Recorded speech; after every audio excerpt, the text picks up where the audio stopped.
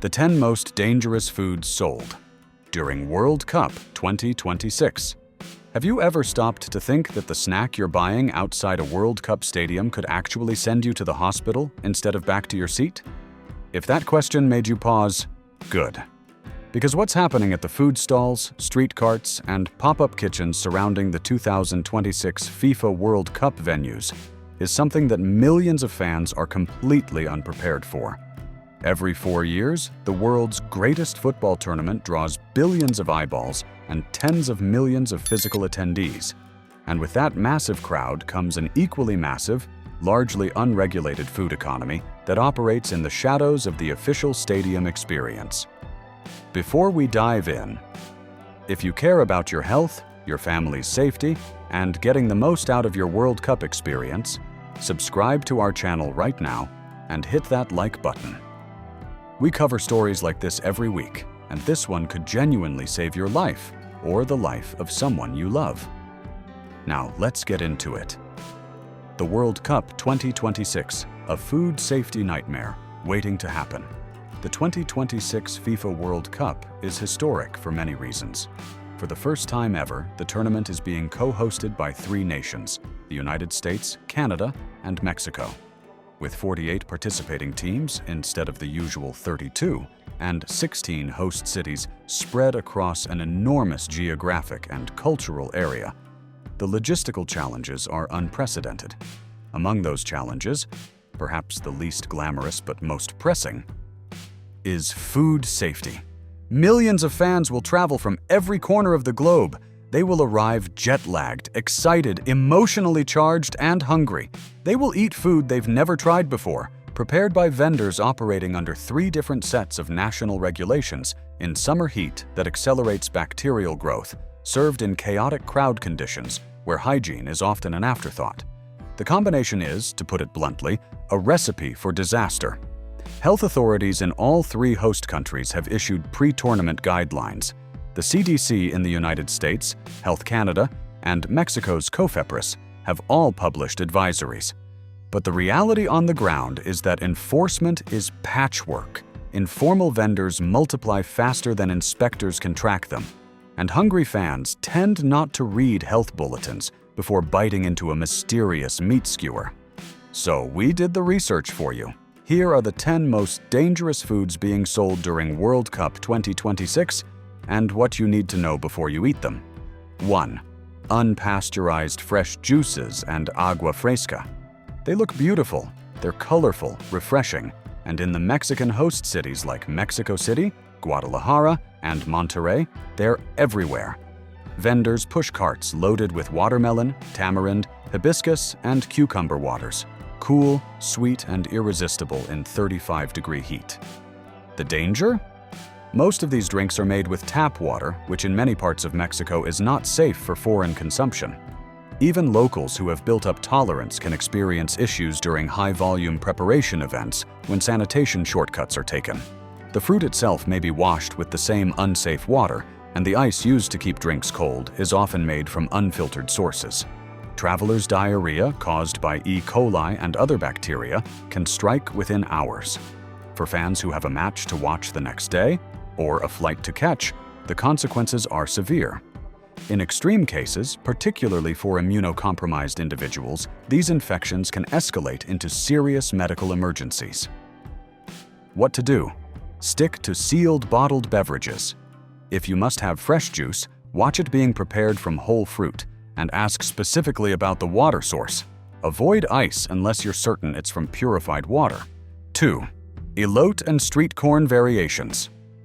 Elote, Mexican grilled corn on the cob slathered with mayonnaise, cheese, chili, and lime, is one of the most beloved street foods in the world and will be omnipresent during matches in Mexican host cities. It's also one of the most microbiologically risky foods you can eat at a crowded outdoor event. The mayonnaise used in elote is an emulsified sauce that spoils rapidly in heat. At street stalls where the product sits out for hours in direct sunlight, the mayo can become a breeding ground for Salmonella and Staphylococcus aureus. The corn itself, once grilled, is often kept warm on carts without adequate temperature control. Studies from food safety agencies consistently flag mayonnaise-based condiments at outdoor events as a primary driver of foodborne illness outbreaks. A 2019 WHO report on street food safety in Latin American events found that dairy and egg-based toppings were responsible for nearly 34% of documented illness cases at large public gatherings. What to do? If you want a lote, eat it immediately after preparation. Avoid any cart where the dressed corn has been sitting out. Ask vendors to apply the mayo fresh from a refrigerated container. 3. Ceviche and raw seafood preparations. In coastal Mexican cities and among the food pop-ups catering to the tourist influx, ceviche is a star attraction. Raw fish cooked in citrus acid is a culinary tradition with deep roots, but it's also one of the riskiest foods you can consume outside of a licensed, inspected restaurant. Here's the key misunderstanding. Citric acid does not kill all pathogens. It denatures proteins and gives the fish a cooked texture and appearance, but it does not eliminate Vibrio bacteria, norovirus, or parasitic infections that may be present in improperly sourced or stored seafood.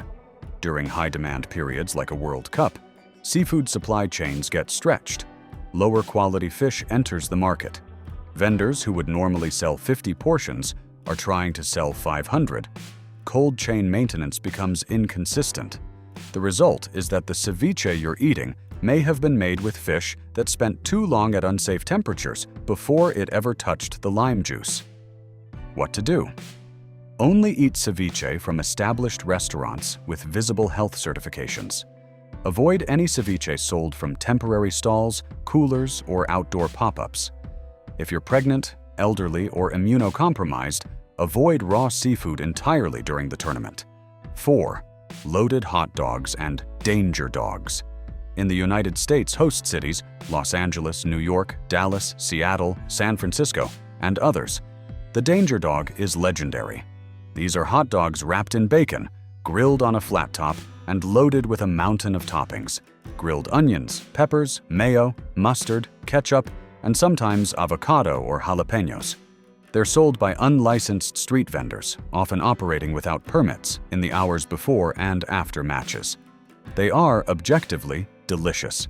They are also frequently made with mechanically separated meat products from suppliers that don't always meet standard quality inspections, and the bacon wrapping creates an environment where the interior of the hot dog can remain at unsafe temperatures even when the outside appears fully cooked. Cross-contamination is also a significant risk. A vendor handling raw bacon, then cash, then your food, without changing gloves or washing hands, can transfer bacteria with shocking efficiency. Listeria monocytogenes, which thrives in processed meat products, is of particular concern. It can cause listeriosis, a serious infection that is especially dangerous for pregnant women. What to do? If you can't resist, and we understand we really do, at least ensure the hot dog is visibly steaming hot all the way through. Avoid carts that appear to be operating with poor hygiene practices. 5. Raw or undercooked hamburgers from pop-up grills. Every World Cup city will have informal barbecue setups operating in parking lots, parks, and fan zones. Many of these serve hamburgers that are ground in-house or sourced from bulk suppliers who may not maintain adequate cold chain standards. Ground beef is significantly more dangerous than whole cuts because the grinding process distributes any surface bacteria throughout the entire patty. A steak only has bacteria on its surface. High heat kills it quickly. A burger patty can have bacteria throughout, meaning undercooked centers are genuinely dangerous. At large outdoor events, grills get overwhelmed. Burgers come off before they're done. Color is a poor indicator of safety. A burger can look fully cooked and still have an internal temperature too low to kill E. coli O157:H7, the strain responsible for severe bloody diarrhea and potentially fatal kidney complications known as hemolytic uremic syndrome, HUS. What to do? Ask for your burger well done and verify it reaches at least 160 degrees Fahrenheit, 71 degrees Celsius, internally. If you have a food thermometer, yes, some people bring them to events, use it. When in doubt, eat at a venue with proper food service infrastructure. 6. Poutine and cheese-based comfort foods in Canadian cities Toronto and Vancouver, the Canadian host cities, will see massive influxes of fans. Many of them unfamiliar with the local food scene but eager to try poutine, fries topped with cheese curds and gravy. It's Canada's most iconic comfort food, and temporary vendors will be selling it everywhere. The concern here is twofold. First, cheese curds are a fresh dairy product with a relatively short shelf life. They need to be kept cold and consumed quickly. At an outdoor vendor operating in summer temperatures, this is difficult to guarantee. Second, the gravy, often kept warm in bain-marie units or slow cookers, is an ideal growth medium for bacteria if it drops below safe holding temperatures. Bacillus cereus and Clostridium perfringens, both of which produce heat-resistant toxins, are classic culprits in gravy and sauce-based foodborne illness outbreaks at catering events. Symptoms typically onset within hours: cramping, nausea, and severe diarrhea. What to do? Eat poutine at established Canadian restaurants or food trucks with visible food handling certifications. Avoid poutine that has been sitting out, where the gravy appears to have developed a skin, or the cheese curds are no longer cold. 7. Tacos de canasta, basket tacos. Another Mexican staple that will be omnipresent and, under the wrong conditions, genuinely hazardous. Basket tacos, tacos de canasta, are pre-made tacos stacked in an insulated basket and sold by vendors who carry them through crowds. They're typically filled with potato, chicharrón, beans, or mole. The problem is that these tacos are made hours before they're sold, kept warm by the residual heat of the basket, and the filling is often protein-rich and moist, ideal for bacterial proliferation. The typical basket taco has been sitting at an uncontrolled intermediate temperature for anywhere from 2 to 6 hours by the time you eat it. In Mexican food safety studies, basket tacos have repeatedly appeared as a leading vehicle for foodborne illness among street food items. Their portability and low cost make them enormously popular. And the high-volume demand during the World Cup will create even more pressure to prepare batches well in advance. What to do? If you eat basket tacos, choose vendors who are visibly doing high volume. Fast turnover means the tacos haven't been sitting as long. Avoid any vendor at the end of the day or in areas with low foot traffic. 8. Sushi and Asian fusion, rolls from pop-up stalls. The World Cup draws a global audience, and food entrepreneurs from every culinary tradition set up shop. In U.S. host cities, makeshift sushi counters and Asian fusion roll vendors will appear in fan zones and outside stadiums. Many will be operated by genuinely skilled chefs. Others will not. Raw fish in sushi requires a specific protocol for safety. Sushi-grade certification, proper freezing to kill parasites, precise cold chain maintenance, and rapid preparation to service timing. At a pop-up stall in a crowded parking lot on a hot July afternoon, most of these requirements are impossible to reliably meet. The parasitic risk from sushi is real. Anisakis worms, present in many ocean fish species, are only reliably killed by proper commercial freezing at -20 degrees Celsius for 24 hours or -35 degrees Celsius for 15 hours. A vendor who purchases fresh fish from a market and rolls it into sushi that afternoon has not met this standard. What to do? Do not eat raw fish from outdoor or unlicensed pop-up vendors under any circumstances. If you want sushi near a World Cup venue, go to an established Japanese restaurant with verifiable supply chain standards. 9. Homemade tamales and mass-prepared traditional foods. Tamales hold a special place in Mexican culinary culture, and during the World Cup, they will be sold in enormous quantities. Many of them made in home kitchens and sold informally by individuals seeking to capitalize on the tourist wave. Home-prepared tamale operations face food safety challenges that commercial kitchens are designed to prevent. Mass preparation of protein-filled foods, chicken, pork, cheese, in home environments without commercial refrigeration capacity, combined with the need to transport and sell them at ambient temperatures, creates a high-risk scenario. The steaming process that cooks tamales must reach internal temperatures sufficient to kill pathogens throughout the mesa and filling, and this is not always achieved in high-volume home production. There is also a particular concern around reheated tamales.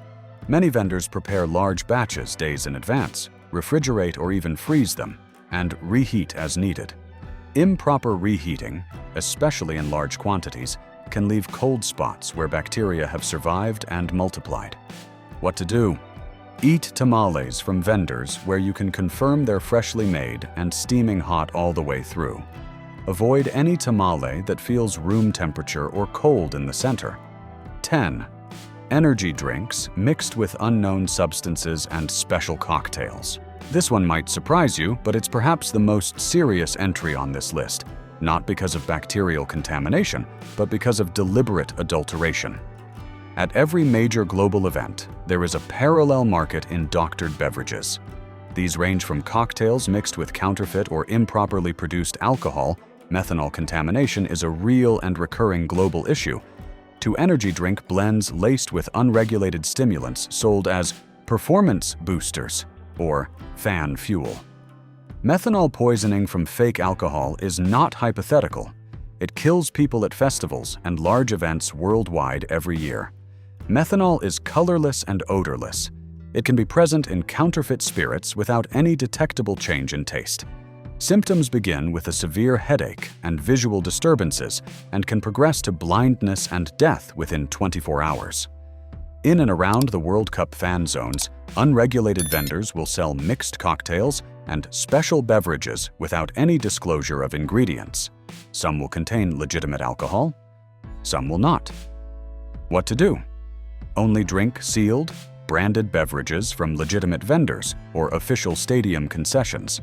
Avoid any cocktail or mixed drink from an informal stall.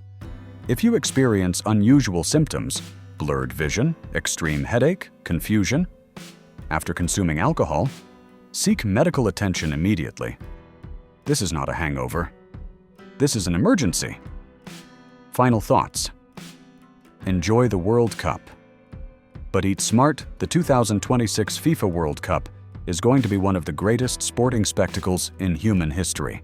The football will be extraordinary, the atmosphere unforgettable, and yes, the food scene will be spectacular. There are thousands of incredible, safe, delicious things to eat across the US, Mexico, and Canada. But the risks we've outlined are real. They are documented. They have sent fans to hospitals at previous tournaments, and they will send fans to hospitals at this one if people aren't careful. Our advice is simple. Eat at licensed establishments when possible. Apply basic food safety reasoning: hot food hot, cold food cold, raw fish only from professionals. Stay hydrated with sealed beverages, and trust your instincts. If something looks questionable, it probably is. Stay safe, enjoy the beautiful game, and remember, no street taco is worth missing the quarterfinals from a hospital bed. If this article was useful to you, please subscribe to our channel and leave a like. It genuinely helps us reach more people with content that matters. Share this with anyone you know who's heading to the World Cup this summer. See you at the next one.